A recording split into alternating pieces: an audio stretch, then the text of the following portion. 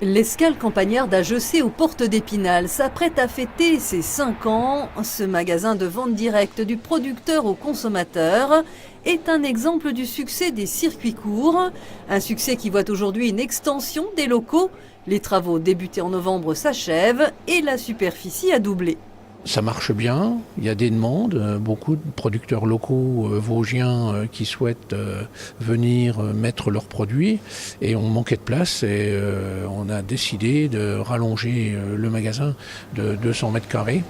L'espace est encore vide, mais d'ici le mois de mai, les clients y trouveront 4 vitrines en libre service pour la viande, la charcuterie et nouveautés des plats cuisinés.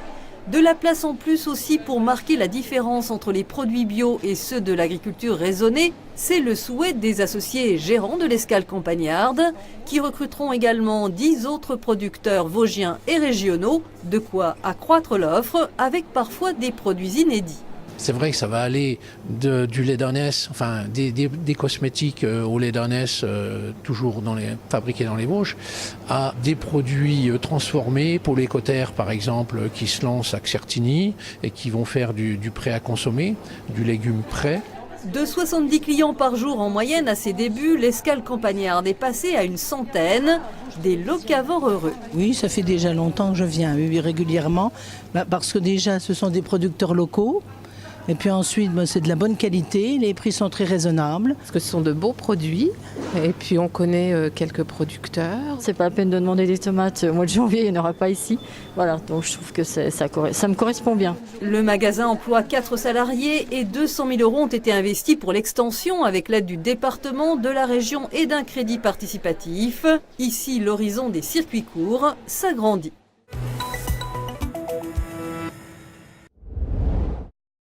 68 nouveaux chefs étoilés en 2019, mais aucune table aux boises dans la liste. En 2012, Christian Chavanon laissait son étoile pour se consacrer à une activité de traiteur-restaurant à Pont-Sainte-Marie. En 2007, lorsqu'il l'a obtenue, c'était une consécration. Ça a été un grand moment quand même. Je me suis assis, puis j'ai pleuré, c'est vrai. Désormais, cette reconnaissance n'est plus son ambition. Les étoiles ne nous intéressent plus vraiment. On est parti sur du traiteur et puis un restaurant beaucoup plus tranquille, moins d'exigences.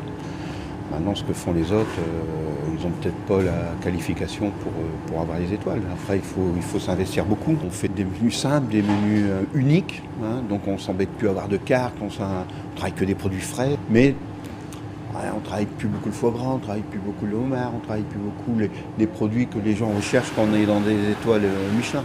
Cette année, le lieu a tout de même fait son entrée dans les assiettes du guide Michelin. Daniel Felizo, lui, était décoré du bib gourmand lorsqu'il était chef de la toque Bar Albine à Bar-sur-Aube. Il est aujourd'hui installé à Troyes depuis 10 mois, ce qui prime pour lui la défense d'un patrimoine culinaire. On a des super produits de terroir, il faut les mettre en avant. Les incontournables, comme j'ai toujours fait, c'est les pigeons d'Anjon. Je vais faire le riz de veau braisé avec le côté champagne. Je vais mettre en avant les escargots. Je vais mettre en avant tout ce qu'on peut avoir, l'andouillette, mais la travailler de différentes façons. Quand on a des producteurs locaux et qui se donnent autant, faut les avoir dans l'assiette. Alors pourquoi toujours pas d'étoiles aux boises? C'est le contexte qui a un rôle à jouer d'après Christian Chavanon, car à en croire les deux chefs, la clientèle est présente avec ou sans distinction. On aura une étoile, je crois que les clients nous suivraient, parce qu'il y a une clientèle. À Troyes, il n'y en a pas beaucoup, donc il y a une clientèle à ça. Mais il faudrait être placé dans Troyes, des hôtels à côté, il faudrait quand même beaucoup plus de choses pour que ça marche. Et pour Daniel Felizo, les étoiles Michelin existent surtout pour mettre en lumière la profession. Le chef répond avant tout à 3 objectifs bien précis. C'est satisfaire le client d'abord, la qualité des produits, l'assiette. Notre département serait pourvu d'une étoile, ça amènerait encore un petit plus au niveau du département. Ça, c'est clair. Ce qui compte, c'est l'assiette.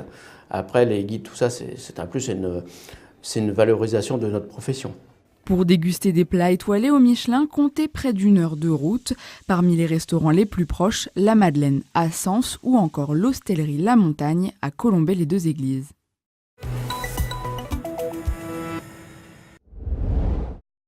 Celui-là, on ne le voit pas souvent en jour, c'est nocturne comme animal. C'est un lourd. ours. Non, c'est pas un ours. Alors il a 5 doigts, hein, et donc c'est le blaireau. Voilà. Ces griffes, elles leur servent à ça, justement, à bien creuser. Sillonner les montagnes vosgiennes, c'est devenu le quotidien d'Agathe et Léo cet hiver. Équipés de leur matériel pédagogique, ces deux médiateurs, missionnés par le parc naturel régional du Ballon des Vosges, partent à la rencontre des randonneurs. L'occasion de rappeler quelques points de bonne conduite aux amoureux de sport de pleine nature. Objectif, qu'ils dérangent le moins possible la faune sauvage. Le parc a délimité plusieurs zones de quiétude sur le territoire où les espèces sont sensibles et à protéger. Et donc c'est au sein de ces zones ou en périphérie qu'on demande aux usagers de respecter certains bons réflexes pour limiter justement le dérangement de la faune sauvage. Donc nous principalement on interpelle les randonneurs. C'est notre rôle d'expliquer pourquoi on demande aux gens de rester sur les sentiers, quelles sont les conséquences que ça peut avoir sur la faune pour que finalement les gens le respectent en ayant conscience de ce que ça implique pour le maintien des populations sauvages. Ce programme de protection de la nature a été mis en place en 2018 par le parc du Ballon des Vosges. C'est donc leur premier hiver de médiation. Présents jusqu'au mois d'avril, ils apportent informations et conseils sur 12 sites sensibles des Hauts-de-Vosges. On sensibilise sur 5 réflexes à avoir quand on se balade. Le premier, c'est donc de prévoir leur sortie, donc bien s'équiper, les cartes, regarder la météo et donc aussi les zones de quiétude. Ensuite, le deuxième, c'est donc d'éviter de sortir des sentiers, justement pour éviter de perturber la faune sauvage. Ensuite, éviter de faire trop de bruit, donc parler c'est normal, échanger c'est normal, mais éviter de crier ou mettre de la musique. On va demander aussi aux gens qui ont des chiens de tenir leur chien en laisse. Le dernier, c'est la période en fait. On demande aux gens de sortir pendant une certaine période dans la journée. Donc c'est de 9h, 10h à 16h, 17h. Donc c'est entre ces deux-là, pour justement éviter de perturber la faune qui elle sort plutôt tôt le matin et tard le soir. Les médiateurs interviennent principalement lors des week-ends et des congés scolaires où l'affluence est la plus forte. Même s'ils sont interpellés, les randonneurs semblent sensibles à la protection de l'environnement. C'est vraiment rester sur les sentiers, éviter d'aller dans des zones un peu plus sauvages pour pas déranger certains animaux. On marche là où c'est accessible, on ne va pas s'accrocher aux arbres, on ne va pas arracher la branchage, des choses comme ça. Lorsqu'on s'assoit, on regarde ce qu'on a sous les fesses. Les médiateurs observent 2 faits récurrents non respectés. Les randonneurs quittent encore trop souvent les sentiers balisés et ne tiennent pas régulièrement leurs chiens en laisse. Un 3e axe est observé surtout en été, avec les déchets jetés en pleine nature.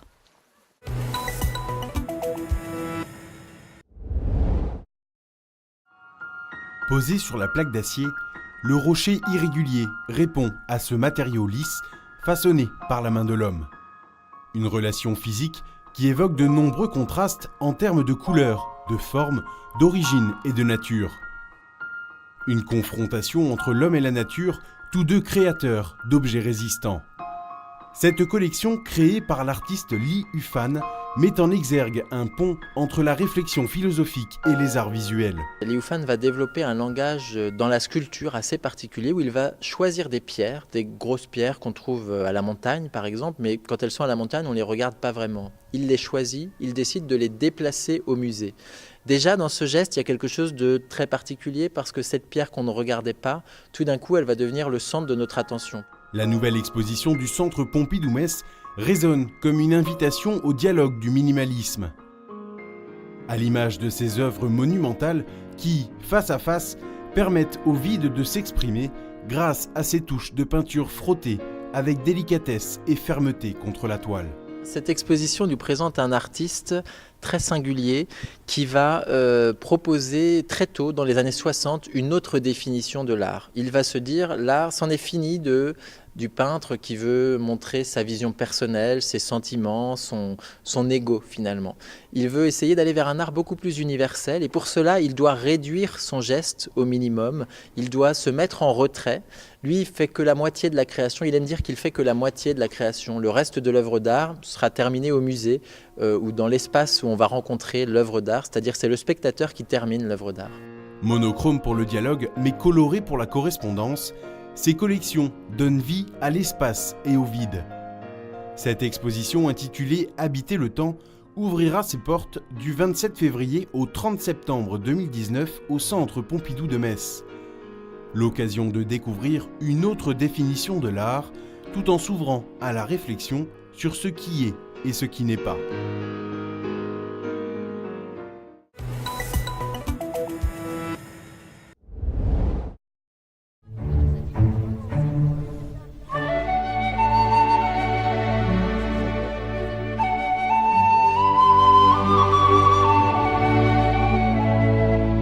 Dans un trou vivait un hobbit, préambule de l'univers fantastique et de ces semi-hommes sortis de l'imaginaire de l'écrivain britannique J.R.R. Tolkien dans Le Seigneur des Anneaux et Le Hobbit.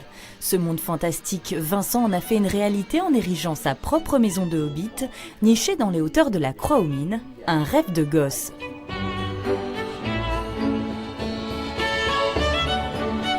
J'étais aux Beaux-Arts après les Arts Déco, j'ai fait quelques croquis, j'avais 16-17 ans, donc ça date déjà maintenant. Et puis les croquis sont restés dans mes cartons à dessin et il y a une dizaine d'années, j'ai ressorti ça. J'avais envie de réaliser quelque chose, de mettre un tableau vivant en place, quoi, finalement. Et donc j'ai commencé à créer ça, et puis de fil en aiguille, par centaines d'heures, milliers d'heures, voilà, on y est, quoi. 3 ans de travaux ont été nécessaires pour achever cette maison troglodyte encastrée dans la vallée. Mais pour cela, encore fallait-il donner vie dans les moindres détails aux lignes de Tolkien, sans pour autant négliger les besoins d'un véritable habitat. Effectivement, il y a deux choses à dissocier. Il y a le côté fantasmagorique issu des romans, où là, c'est l'imagination qui compte. Mais en amont de tout ça, il y a un gros travail d'études. Donc c'est un cabinet d'études qui avait fait les calculs pour les résistances à la poussée de la terre, puisqu'il faut quand même pas prendre le plafond sur la tête. Et puis pour l'étanchéité, c'est un ingénieur qui a travaillé dessus. Et après, j'ai une très bonne entreprise de maçonnerie qui m'a fait tout le gros œuvre. Ce qui ne devait être qu'un simple passe-temps pour Vincent s'est finalement transformé en véritable métier. Voilà maintenant 2 semaines que le gîte de France insolite Domaine de Cul-de-Sac est ouvert pour le plus grand plaisir de ses fans du Seigneur des Anneaux. J'avais besoin de décrocher, j'avais besoin de quelque chose de différent. Donc j'ai regardé sur Internet et je suis déjà tombée amoureuse. La chambre à coucher, elle est magique. Voilà, c'est un endroit magique. Et là, on est déjà très satisfait, quoi. Et on se sent hobbit, quoi. Voilà. On se sent hobbit, un peu voilà. Pour des hobbits, mais bon. Un peu, ouais. Enfin, moi, pas trop. Oui, mais... même toi. Inconditionnel de la terre du milieu ou simple vacancier en quête de quiétude, comptez pour une nuit 220 € en semaine et jusqu'à 390 € pour les week-ends.